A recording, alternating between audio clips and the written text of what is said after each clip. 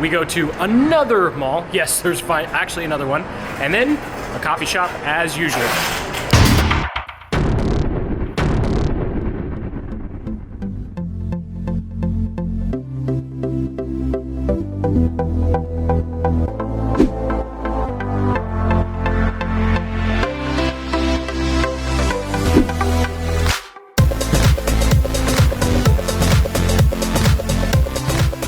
Now, fun mall tours aside, it is important to remember that all of this is possible because of the tremendous amount of work that myself and my team have been able to put in over the past couple of years. And while it's fun to kind of show these vlogs and show the exploring, I mean, the majority of my week is still rooted in that desk. I'll link up in the description of the previous vlog where I went through the setup tour, and it's just here's a picture of what last week looked like, and then here's a picture of what this week looked like, just in terms of my time blocks, to really show you that there's still a tremendous amount of work that has to get done on top of whatever you're trying to do or traveling. And the reason I'm doing this is not to kind of be like, oh, woe is me, I have a bunch of work. Like, don't get me wrong, I enjoy what I do. There's no downside here. I mean, minus me getting sick.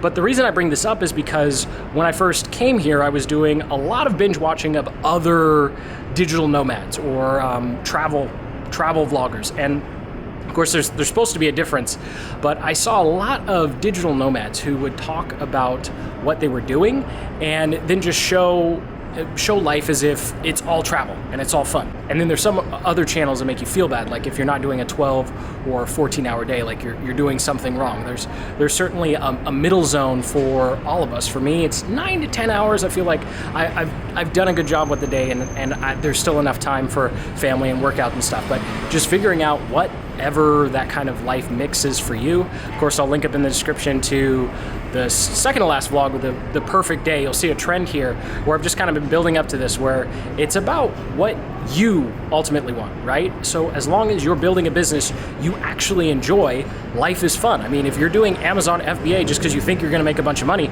well, sure, you might be able to make a bunch of money, but it's gonna suck because you don't enjoy it. So whatever business you're building, you have to enjoy, because whether you're traveling through Southeast Asia like I am, or you're still at home wherever you are in the world, a majority of your day is going to be working on your business, building your business.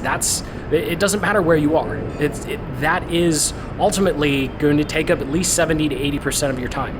So I just wanted to quickly get on that rant to just clear the air, because it's so easy to look at my channel, look at other channels, and look at yourself and compare, right? You go, oh, they're not working, oh, they're having a bunch of fun all the time. Like I obviously am doing something wrong. Or on the opposite end, like, oh my gosh, I only work 10 hours a day, and this guy's working like 14 or 16. Just don't compare yourself.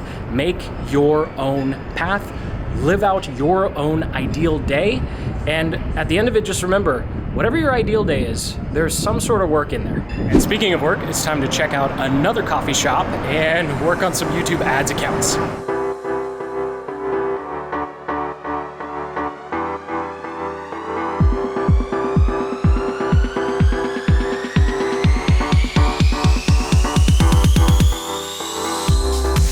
So ad account's built, all the clients have their questions answered, meeting scheduled for next week, so now it's time to go home and finish my project planning for Q4, and then I'll show you how we use the quadrant goals to actually put together what we're gonna be doing over the next 3 months.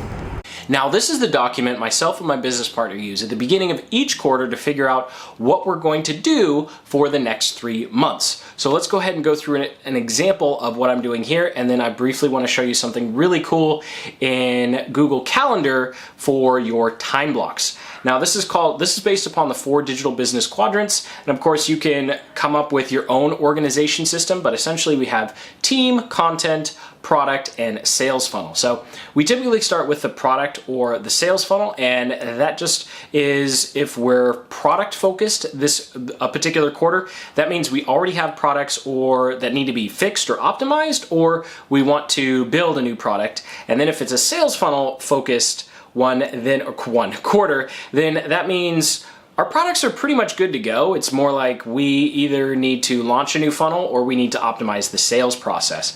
But either way, we try and keep no more than 3 major goals for each one of those quadrants, and then I'll kind of get into how to actually make sure that you're prioritizing correctly.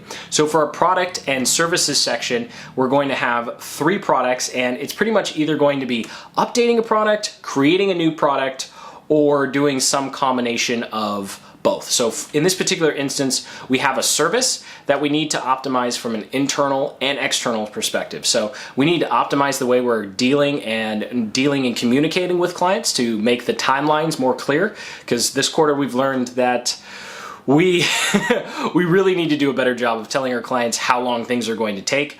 And so that's going to be internal process, making sure that we refine everything so everyone on the teams knows exactly how long they have to do things. And then also refining our onboarding process so clients have a clear timeline. We're also going to be putting together a course, and then we have a product that needs some updated information because it's become outdated. And that's all we're doing for the product and services side. Then we have the sales funnel quadrant, and pretty much email marketing is almost always going to take one of your 3 spots in this quadrant. Again, you can add more if you want to, but we try and keep it at 3 just so we don't have more than 12 overall big goals for the quarter.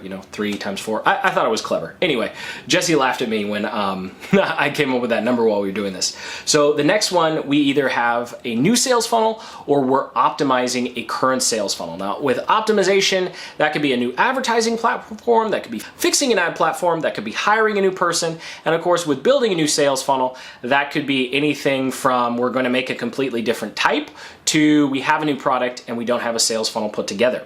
Now, the team and content quadrants are something that we're pretty much always doing because we're a content first marketing strategy. So in the content section, I always have vlogs and content to put together. And then for the other 3, blogs, Instagram, and Pinterest, it's going to be a combination of hitting a number of posts that we want. So typically here you want to make sure you focus on things that you can do, actions you can take. So our goal isn't necessarily to hit a number of followers or hit a new view level on a particular video. It's more of we want to post this many videos or we want to post this many blog posts. So always focus on your actions because that's the only part of this whole business building process you actually control. And then finally for the team quadrant, this is where we focus on internal processes, boring administrative stuff. Like for example, I have a bunch of accounting changes that we need to make. All the stuff we really don't really enjoy. The other 3 quadrants are way more fun. And then also we focus on if there's any new hires we need based upon what we want to do in the other 3.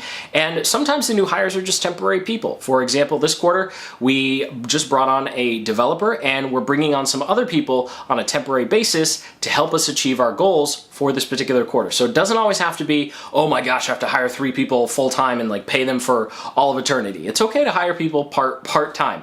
Just including that based on some of the comments I've been reading recently. And then finally, we also focus with team members to bring them new projects so they don't necessarily get bored with what they're doing. And then also if there's any education or other things that they want to work on or new programs they want to learn, then this is where we try and help them with that as well. And so that is a brief overview. I promise that was as brief as I could make it on how we kind of go through these different quadrants and make sure that we're all focused and ready to go for the coming quarter. I highly recommend you do this for yourself. And as you can see, we actually have our initials next to projects. So we put our initials, JM is my business partner, JW is me, and then we use David Allen's Getting Things Done system for A1, A2, and then we go all the way down to D. And essentially that's just a way of prioritizing, okay, these are all the ideal things we want, but we have 12 total and 12 big ones total, and then we kind of go down and break down which ones are priority from A1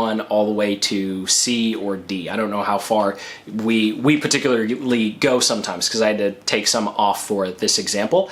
And so that's pretty much the process. Now, the next step of this process, which I'll go through in another vlog because this one's getting a little long, is how to use Google Calendar to actually plan out the coming quarter using time blocking and week blocking. Now, before I sign sign off, I just want to quickly show you why it's so important that you actually track everything that you're working on. So this is a sample week of the end of October where I'm going to be planning out most of our content for 2020. Now, the way I knew how much time I needed was really simple because I've been using time blocking over the past year. So all I had to do was come up here and click on search, type in the code I use for planning content. If you're not using a code, that's okay. You can just type in content planning or whatever you're searching for, and then your previous tasks will come up in a search results page like this, and you can see exactly how long it took you in the past. And this right here is why I'm such a huge proponent of time blocking and adjusting your time blocks at the end of the day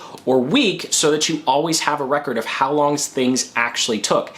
And this is absolutely critical because when you go back to these goals, the only way you're going to make sure that you have enough time and you make reasonable goals. Yes, of course, you always want to be audacious with what you want to do, but as long as you have a track record of how long things have taken you in the past, this is just one way to do it very easily. You'll be able to actually crush your goals as opposed to making these big grandiose ones that are way too audacious that you actually never get to accomplish. So thank you so much for watching. Sincerely hope you got some value and inspiration out of this particular vlog. It's getting really hot and sweaty, so I need to turn the AC back on. So until the next, keep building the business you love.